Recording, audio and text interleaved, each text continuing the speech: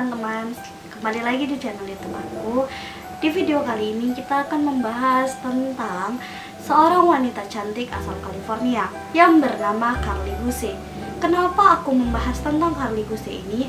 Jika teman-teman sudah melihat video aku sebelumnya tentang Ketiap, wanita mukbang yang memiliki banyak kontroversi itu, kalian pasti nggak asing lagi kan dengan nama Carly Guse ini. Carly Guse ini adalah salah satu orang yang dikatakan memiliki kemiripan dengan Ketiap sendiri. Tapi sebenarnya siapakah Carly Guse ini? Pasti teman-teman bertanya-tanya kan? Kita akan mengenal siapa Carly Guse sebenarnya. Carly Guse adalah seorang gadis cantik yang berasal dari California yang berumur 16 tahun. Dia lahir pada tanggal 13 Mei 2002. Carly Guse ini memiliki tinggi sekitar 150 cm dan berat sebesar 49 atau 47 gitu kalau nggak salah. Carly Guse ini memiliki seorang ayah yang bernama Jack Guse dan ibu yang bernama Lindsay Guse. Tetapi pada saat dia balita, kedua orang tuanya ini bercerai dan ayahnya ini menikah lagi dengan seorang wanita yang bernama Melissa Guse. Dan Carly Guse ini tinggal bersama ibunya. Tetapi pada saat dia umur 10 tahun, ibunya itu pindah dari California. Dan Carly Guse ini tidak ingin ikut dengan ibunya karena dia tidak ingin pindah sekolah. Hingga dia remaja, hingga dia umur 16 tahun, Carly Guse ini tinggal bersama ayah dan ibu tirinya. Dan ciri-ciri Carly Guse ini dia memiliki rambut berwarna dark blonde dan mata berwarna biru. Kalian pasti bertanya-tanya, kenapa si Carly Guse ini aku bahas? Emang apa yang aneh dari si Carly Guse ini dari hal-hal yang aku sebutkan di atas tadi? Jadi teman-teman, kenapa aku membahas Carly Guse ini? Sekitar 2 tahun lalu, tepatnya tanggal 13 Oktober 2018, Carly Guse ini meninggalkan rumahnya dan sampai sekarang tidak diketahui di mana dia berada. Dan kita akan membahas kronologi hilangnya Carly Guse.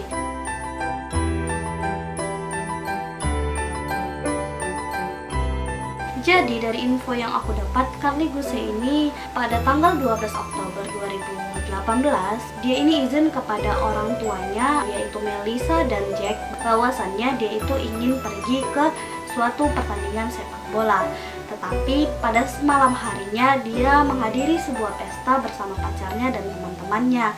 Dan pada saat malam itu juga si Carly Guse ini ditanya oleh si Melissa atau ibu tirinya apakah nanti pada saat pulang dari pesta dia itu ingin dijemput atau tidak. Dan Carly Guse ini mengatakan aku tidak usah dijemput gitu kan, aku bisa pulang sendiri. Tetapi teman-teman, pada saat jam 8 malam tiba-tiba Melissa ini menerima telepon dari Carly Guse. Di situ si Carly Guse ini mengatakan, ibu jemput aku berada di belakang kamar Highlight. Tapi anehnya Carly Guse ini ngomong itu terburu-buru gitu, kayak dia khawatir gitu dengan keadaan sekitar atau dia ketakutan gitu, ibaratnya seperti itu. Dan si Carly Guse ini juga mengatakan kepada ibunya atau si Melissa ini, jangan tutup telepon ini, tetap sambungkan telepon ini hingga kamu datang menjemputku, kata si Carly Guse ini kepada ibunya. Tetapi pada saat di perjalanan tiba-tiba sinyal dari Melissa ini hilang gitu. Jadi mengakibatkan telepon mereka itu terputus. Dan Melissa ini berulang kali menelpon si Carly Guse ini, tetapi tidak ada jawaban gitu. Tidak bisa tersambung gitu lah kan. Hingga beberapa saat akhirnya si Carly Guse ini menjawab telepon dari si Melissa. Dan si Carly Guse ini mengatakan, aku sudah pergi dari taman itu sekitar 2 km dari taman tersebut dengan nafas yang terengah-engah gitu kan. Dan si Melissa itu langsung datang ke tempat tujuan yang dimaksudkan oleh si Carly Guse itu. Setelah sampai di sana, Carly Guse melihat si Melissa ini seperti orang ketakutan dengan mata yang liar gitu. Dan si Melissa ini pasti tentunya aneh dong, kenapa si Carly Guse ini terlihat aneh seperti itu gitu kan. Pokoknya berbeda deh dari Carly Guse yang biasanya dilihatnya. Dan si Melissa ini bertanya kepada Carly Guse kenapa gitu kan. Si Carly Guse ini mengatakan bahwasannya dia itu baru saja menghisap marijuana gitu untuk teman-teman yang mungkin nggak tahu marijuana itu, aku kutip dari laman Wikipedia, marijuana itu adalah psikotropika yang mengandung tetrahidrokannabinol dan cannabidiol yang membuat pemakannya mengalami euforia. Biasanya ini diletak di rokok untuk dihisap supaya efek dari zatnya bereaksi seperti itu. Itu salah satu jenis narkotika gitu kan. Setelah mendengar penjelasan si Carly Guse ini, Melissa itu tidak marah karena dulu si Carly Guse ini juga pernah menghisap marijuana itu dan tidak terjadi apa-apa gitu. Carly Guse ini pun akhirnya diajak pulang oleh Melissa. Setelah sampai di rumah, ayah si Carly Guse ini sedang menonton pertandingan softball dan dalam keadaan sedikit mabuk memang. Setelah itu si Carly Guse ini duduklah di ruang makan dan si Melissa ini menyiapkan salad untuk makan malamnya. Tetapi anehnya si Carly Guse ini merancu, tidak, jangan kasih aku makanan itu, kau akan membunuhku gitu kan. Melissa pasti bingung dong, siapa yang mau membunuh? Carly Guse bilang, jangan, aku tidak mau itu sangat iblis katanya kayak gitu kan. Dan si Melissa ini beranggapan mungkin Carly Guse ini berhalusinasi karena baru saja menghisap marijuana itu, sehingga terakhirnya si Melissa ini pun mengajak Carly Guse ini untuk tidur di kamarnya dan menenangkan si Carly Guse ini. Keesokan paginya pada pukul 4.45 pagi, si Melissa ini terbangun dan melihat Carly Guse berada di samping dia. Jadi dia itu beranggapan, oh yaudah tidak apa-apa, berarti ini baik-baik saja. Pada saat pukul 7.30 si Melissa ini terbangun kembali dan dilihatnya si Carly Guse ini sudah tidak ada di sampingnya, dan si Melissa ini pun buru-buru kan turun ke bawah karena dia khawatir. Dengan perasaan khawatirnya itu dia turun ke bawah dan dia melihat pintu depan rumahnya itu terbuka sedikit. Jadi dia tuh panik gitu. Dengan kepanikannya itu dia langsung membangunkan suaminya dan mengatakan bahwa Carly Guse telah hilang. Setelah mereka bangun, mereka carilah itu kan di seluruh rumahnya. Ternyata si Carly Guse ini tidak ada dan mereka melihat bahwasannya handphone dari Carly Guse itu tertinggal di rumahnya, membuat mereka semakin panik dong. Anak umur 16 tahun atau anak milenial seperti sekarang, hidup tanpa handphone itu pasti agak sulit kan teman-teman. Bahkan kayak kita sendiri aja, aku sendiri lah, walaupun tidak terlalu maniak dengan handphone, tapi ya pasti handphone itu sangat dibutuhkan gitu kan.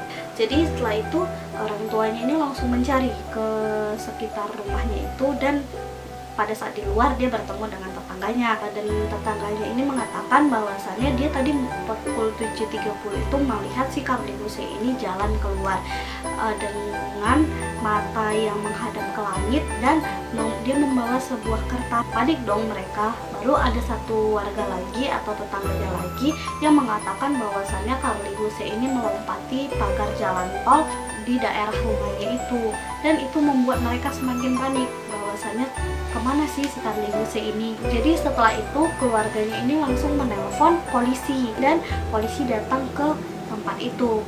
Pada pukul 9 pagi barulah kayak Carly Guse ini menelpon Lindsay, ibu kandung si Carly Guse. Si Lindsay ini menanyakan kepada ayahnya, kemana Carly Guse, kemana Carly Guse. Ayahnya ini langsung bilang dia telah pergi. Itu membuat si Lindsay ini langsung panik dan dia langsung mengendarai mobilnya untuk datang ke California.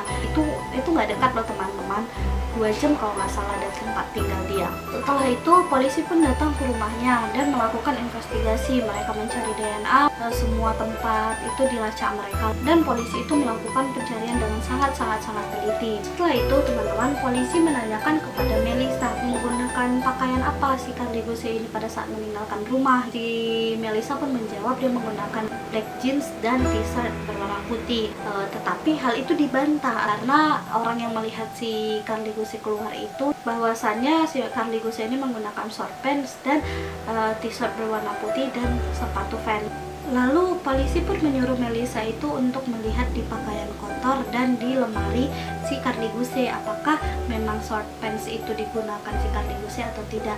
Tetapi anehnya Melissa itu seperti tidak senang dengan suruhan dari si polisi itu, dan dia mengatakan bahwasannya seperti ini, gimana aku bisa tahu Carly Guse itu memiliki berapa banyak short pants? Aku juga tidak tahu seberapa banyak pakaian yang punyanya. Ya itu sih menurut aku masuk logika, karena si Carly Guse ini merupakan salah satu anak orang yang memiliki atau orang berada di situ, jadi wajar dong dia bisa aja setiap hari shopping gitu, jadi nggak terlalu dicurigai gitu, agak valid lah gitu kan. Tetapi yang bikin mengganjal itu kenapa si Melissa ini harus menolak yang disuruhkan oleh si polisi itu.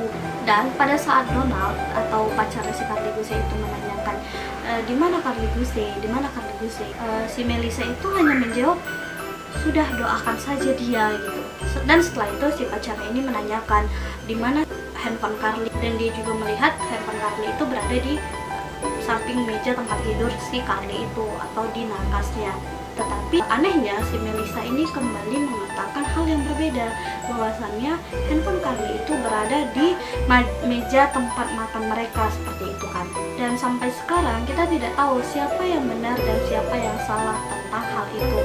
Dan sampai sekarang juga si Carly ini tidak ditemukan gitu teman-teman. Kalau memang dia pergi melompati pagar batas jalan tol itu, masa iya sih, kan polisi itu menggunakan anjing pelacak, menggunakan helikopter untuk mencari si Carly ini, tapi sama sekali dia itu tidak terlihat gitu kan.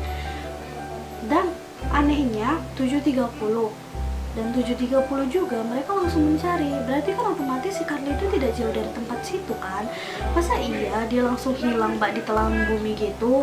Dan hanya ada satu rekaman percakapan yang direkam ibunya pada saat yang Carly bilang jangan bunuh aku, jangan taruh racun di makananku, itu ada satu rekaman itu. Tetapi ibunya ini tidak memberikan rekaman itu kepada polisi karena menurut dia rekaman itu tidak penting gitu. Itu hanya omongan dia yang pada saat dia tidak sadarkan diri, seperti itu teman-teman. Dan itu adalah kronologi dari hilangnya si Carly ini. Dan setelah hilangnya Carly ini ada beberapa teori-teori yang disampaikan oleh para polisi dan ibu kandung si Carly ini, yaitu Lindsay.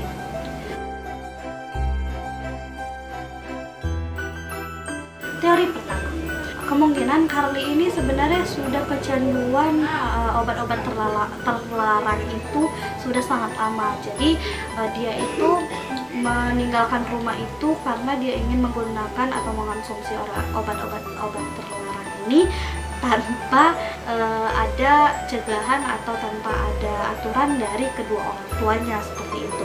Menurut aku teori ini tidak masuk akal. Karena pertama, jika kita lihat Carly itu adalah anak orang kaya, dia memiliki segalanya, dia memiliki harta, dia memiliki orang tua yang sayang padanya, walaupun itu kan ibu sambungnya gitu kan. Dia juga memiliki teman di sekolah yang baik-baik padanya, dia itu anak yang pintar, dia itu anak yang ceria. Kenapa dia harus meninggalkan rumahnya karena itu semua gitu. Setelah itu teori yang kedua itu datang dari ibu kandung Carly sendiri. Dia mengatakan bahwasannya sebenarnya si Carly itu sudah meninggal pada saat Melissa melihat dia itu terbuka matanya, itu sebenarnya si Carly itu sudah meninggal karena overdosis obat-obatan terlarang. Jadi karena mereka panik atau mereka bingung itu, si Lindsay ini mengatakan bahwasannya kemungkinan si Melissa dan si Jack ini menghilangkan mayat si Carly. Hal ini bisa diperkuat dari sebuah bukti rekaman di mana Carly itu mengatakan mam gitu. Tapi si Melissa ini malah menjawab, stop silly, I'm not your mom, seperti itu kan. Stop anak bodoh, aku bukan mamamu gitu, aku bukan ibumu gitu kan. Kenapa si Melissa ini harus mengatakan itu? Karena kan mereka juga sudah tinggal berpuluh-puluh tahun gitu. Jadi itu yang memperkuat teori dari ibunya ini.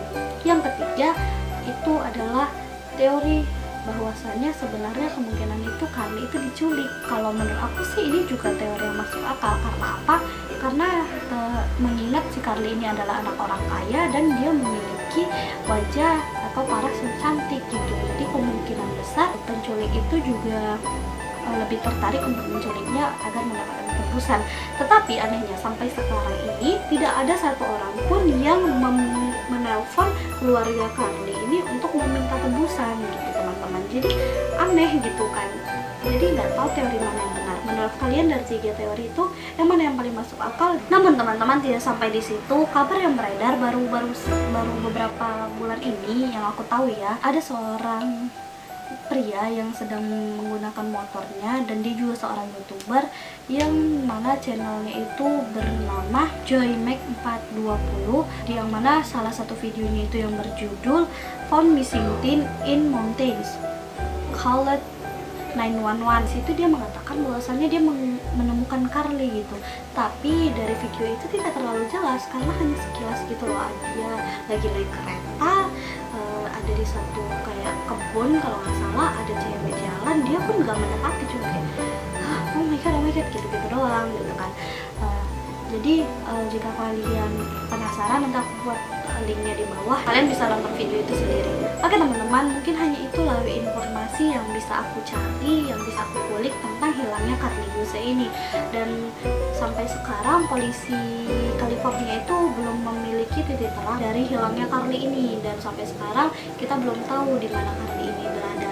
Jadi semoga jika memang Carly sesuai teori konspirasi yang ada, Carly sudah meninggal itu, semoga dia tenang di sana dan semoga kasus ini cepat terungkap. Dan jika memang dia diculik, semoga penculiknya itu bisa membebaskan dia, ataupun semoga Carly bisa mendapatkan jalan untuk bebas dari penculik itu. Dan jika ada update terbaru tentang Carly ini, aku akan memberitahu ke kalian update terbarunya. Dan jika kalian memiliki informasi lainnya tentang Carly ini, kalian bisa komen di bawah. Oke teman-teman, terima kasih telah menonton video aku. Jangan lupa di like, comment, dan subscribe ya, dan jangan lupa aktifkan tanda loncengnya sehingga video-video terbaru aku akan masuk